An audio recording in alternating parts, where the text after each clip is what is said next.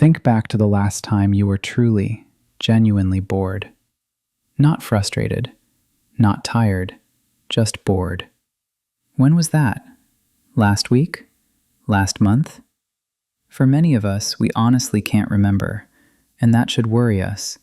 We've engineered boredom almost entirely out of our lives. Waiting in line? Check your phone. Sitting on the toilet? Scroll through social media. Lying in bed before sleep? Watch just one more video. We've created a world where every single moment of potential emptiness gets immediately filled with content, stimulation, information. And we think we're winning. We think we're being productive, staying informed, maximizing our time. But our brains are paying a price we don't even realize. Your brain wasn't designed for the world you're living in. For most of human history, our ancestors experienced long stretches of relatively monotonous activity. Sure, there were moments of intensity, danger, celebration, conflict, but these were punctuation marks in an otherwise steady rhythm of existence.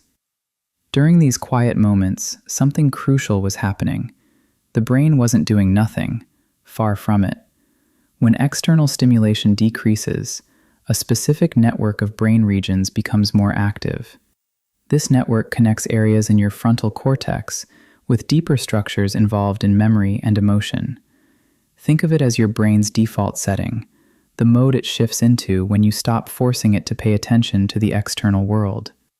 This default mode does something remarkable. It processes your experiences. It consolidates memories. It makes connections between seemingly unrelated ideas.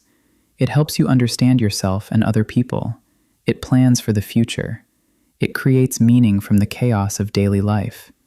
But here's the problem. This mode only activates when you stop demanding constant input. When you reach for your phone every time there's a moment of quiet, you're interrupting this essential process. You're not giving your brain the space it needs to do its most important work. Let's talk about what happens when you scroll through your phone. Each swipe, each new piece of content, triggers a small release of dopamine. This neurotransmitter doesn't create pleasure exactly, despite what many people think. Instead, it creates wanting, anticipation, the feeling that something rewarding is just around the corner. Social media platforms, video apps, news feeds, they're all engineered to exploit this system. Variable rewards, infinite scroll, autoplay. These features keep your dopamine system engaged, always anticipating the next hit of novelty. And your brain learns. It learns that boredom is a problem to be solved, that empty moments are threats to be eliminated. Over time, your tolerance changes. You need more stimulation to feel satisfied. What used to interest you starts feeling dull. Your attention span shortens. Your ability to sit with discomfort weakens. You become dependent on external input to regulate your internal state. Think of it like this. Imagine you lived in a house where the temperature was constantly, automatically adjusted for you. Never too hot, never too cold, always perfect. What would happen to your body's ability to regulate its own temperature? It would atrophy. Your natural thermoregulation would weaken because it was never being exercised. The same thing happens with your attention and emotional regulation. When you constantly outsource the management of your mental state to your devices, your internal systems weaken. When you allow yourself to be bored, when you resist that urge to reach for distraction, your brain starts doing something different. At first, there's discomfort. That feeling might be mild restlessness or genuine anxiety. Your dopamine system is protesting the lack of stimulation. Your body has learned to expect that quick fix. But push through that. What comes next is where the magic happens. Your mind starts to wander, not randomly, but in patterns. It drifts toward unresolved problems. That conversation you had last week that didn't quite make sense, that project you've been avoiding, that creative idea you had but never developed. Your brain starts working on these things automatically, below the level of conscious effort. This wandering mind connects dots. Studies on creativity consistently show that insight, those moments when solutions suddenly appear, happens most often when people are engaged in undemanding activities. Taking a shower, going for a walk, staring out the window. These aren't just breaks from work. They're when your brain does different kinds of work, the kinds that require space and silence. There's another crucial function of boredom. It helps you figure out what you actually want. When every moment is filled with algorithmic recommendations, when you're always responding to pings and notifications, you lose touch with your intrinsic motivation. You stop asking, "What do I feel like doing?" and start asking, "What's in my feed?" Boredom creates a vacuum that pulls genuine desire forward. When you sit in that emptiness long enough, authentic interests emerge. That hobby you used to love, that person you've been meaning to call, that place you've wanted to visit. These things surface when you stop filling the space with manufactured urgency. Your brain needs rest. Not sleep exactly, but a different kind of rest.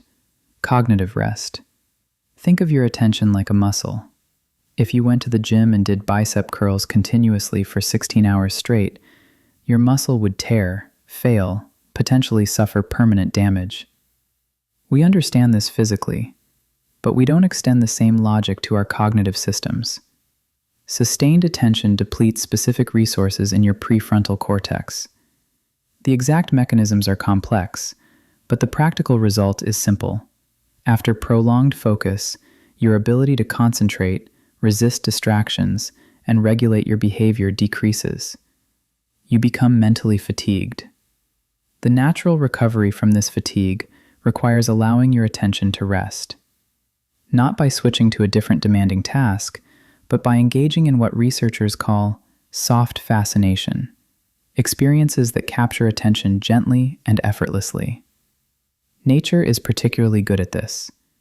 Cloud patterns, leaves moving in wind, water flowing. These things engage your attention, but don't demand it. Scrolling through your phone doesn't provide this rest.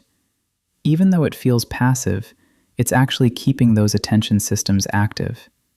Your brain is constantly processing, evaluating, reacting to rapid-fire stimuli. You're not resting. You're just switching from one type of demand to another. When you truly let your mind rest in boredom, you're allowing these systems to recover. You're rebuilding your capacity for sustained attention, for deep focus, for genuine engagement with difficult tasks. Here's something we don't talk about enough. Boredom teaches you emotional tolerance. The discomfort you feel when you're bored, when there's nothing to do and nowhere to scroll, that's an emotion. And like all emotions, you can learn to sit with it, to tolerate it, to let it pass without immediately reacting. Every time you reach for your phone to escape boredom, you're reinforcing a pattern. Uncomfortable feeling equals need for immediate relief. This pattern generalizes. Anxiety? Distract yourself. Sadness? Find content. Loneliness? Check social media. You're training yourself to be intolerant of negative emotions, to treat them as emergencies requiring instant solutions. And this creates a vicious cycle. The less you practice sitting with discomfort, the more uncomfortable it becomes, which makes you even more likely to seek escape. Boredom is a relatively mild emotion. If you can't tolerate boredom, how will you handle the larger challenges of emotional life? Grief, uncertainty, existential anxiety. These don't have quick fixes. They require the capacity to sit with difficulty, to let feelings exist without immediately trying to solve or suppress them. When you practice being bored, you're building this capacity. You're teaching your nervous system that uncomfortable feelings aren't dangerous, that they pass on their own, that you don't need external intervention to manage your internal state. So what do you actually do? How do you reintroduce boredom into a life that's been optimized against it? Start small. Identify the moments where you automatically reach for your phone. Waiting for coffee, sitting in traffic, the first 5 minutes after waking up. Choose one of these moments and just don't. Leave your phone in your pocket, Look around, notice things, feel the discomfort, let it be there. The first few times will be hard. Your brain will scream at you that this is inefficient, that you're wasting time, that you need to check something important. These feelings are withdrawal, your dopamine system protesting. Let them exist. What you'll notice, if you keep practicing, is that something shifts. The discomfort fades faster than you expected. Your mind starts to settle. You start noticing details you normally miss, the quality of light, sounds in the background, the actual physical sensation of your body existing in space. And then, ideas start coming. Not forced, not sought, just arising naturally. Solutions to problems, creative impulses, memories that illuminate something about the present. Your brain doing what it evolved to do. Beyond the immediate benefits, better focus, more creativity, emotional resilience, there's something deeper happening when you allow boredom. You're reclaiming your relationship with time itself. When every moment is maximized, when there's no such thing as wasted time, you lose something essential. You lose the experience of duration, of time passing at its own pace, rather than being fragmented into content-sized pieces. You lose the capacity for genuine patience, for letting things unfold naturally rather than demanding instant gratification. You also lose presence. Presence doesn't mean constantly attending to the present moment in some hyper-aware state. Sometimes presence means letting your mind wander while you sit in a chair, not checking where it goes, not trying to steer it toward productivity.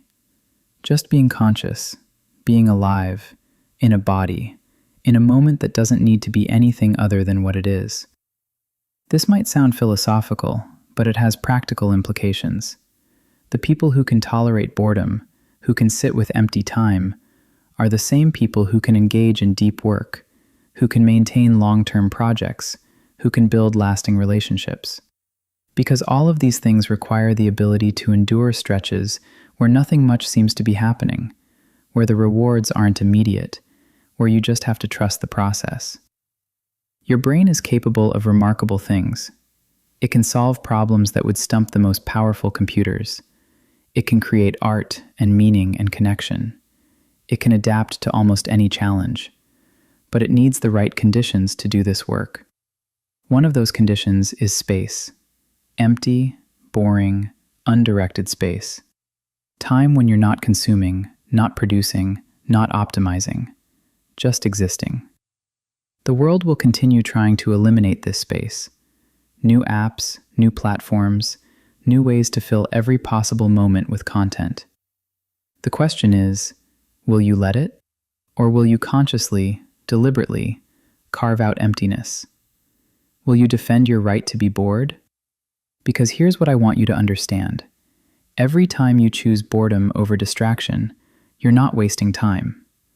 You're investing in your brain's capacity to do its most important work. You're protecting your attention, your creativity, your emotional resilience, your very ability to be a full human being rather than just a consumer of content. The next time you feel that familiar pull toward your phone, that uncomfortable restlessness, that sense that you should be doing something, pause, take a breath, and ask yourself, what if this moment of boredom is exactly what I need? What if this emptiness isn't a problem to solve, but a space where something important can finally happen?